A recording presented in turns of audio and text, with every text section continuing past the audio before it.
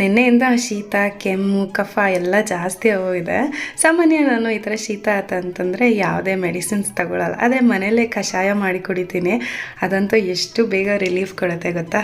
ಕಷಾಯ ಮಾಡೋದಕ್ಕೆ ನಾನು ಮನೆಯಲ್ಲೇ ಬೆಳೆದಿದ್ದಂಥ ದೊಡ್ಡಪತ್ರೆ ಸೊಪ್ಪು ಮತ್ತು ಒಂದು 4ರಿಂದ 5 ತುಳಸಿ ಎಲೆಗಳು ತೊಗೊಂಡು ಬಂದಿದ್ದೀನಿ. ಇದನ್ನು ಮಾಡೋದಕ್ಕೆ ಒಂದು ಅರ್ಧ ಲೀಟ್ರ್ ನೀರಿಗೆ ದೊಡ್ಡಪತ್ರೆ ಸೊಪ್ಪು ಮತ್ತು ತುಳಸಿ ಏನು ಕಿತ್ಕೊಂಡು ಬಂದಿದ್ನಲ್ಲ ಅದನ್ನು ಹಾಕ್ಕೊಳ್ತೀನಿ. ಜೊತೆಗೆ ಚಕ್ಕೆ, ಒಂದು 4 ಲವಂಗ, ಒಂದು 2ರಿಂದ 3 ಏಲಕ್ಕಿ, ಅರಿಶಿನ ಮತ್ತು ಜೀರಿಗೆ, ಮೆಣಸು ಮತ್ತು ಶುಂಠಿ ಇಷ್ಟನ್ನು ಹಾಕ್ಕೊಳ್ಬೇಕು. ಅರಿಶಿನ ಯಾವಾಗ ಹಾಕ್ತೀವಿ ಮೆಣಸನ್ನು ಹಾಕಬೇಕಾಗತ್ತೆ. ಅರಿಶಿನದಲ್ಲಿರೋ ಕ್ವಾಲಿಟೀಸ್ನೆಲ್ಲ ಮೆಣಸು ಹಾಕಿದ್ರೆ ಚೆನ್ನಾಗಿ ಅಬ್ಸಾರ್ಬ್ ಆಗುತ್ತೆ. ಹಾಗಾಗಿ ಮೆಣಸನ್ನು ಕೂಡ ಹಾಕಿ ಒಂದು 5ರಿಂದ 10 ನಿಮಿಷ ಚೆನ್ನಾಗಿ ಕುದಿಸ್ಬೇಕು. ಚೆನ್ನಾಗಿ ಕುದಿ ಬಂದಮೇಲೆ ಆ ರಸ ಎಲ್ಲ ಬಿಟ್ಕೊಂಡಿರುತ್ತೆ ನೀರಿಗೆ.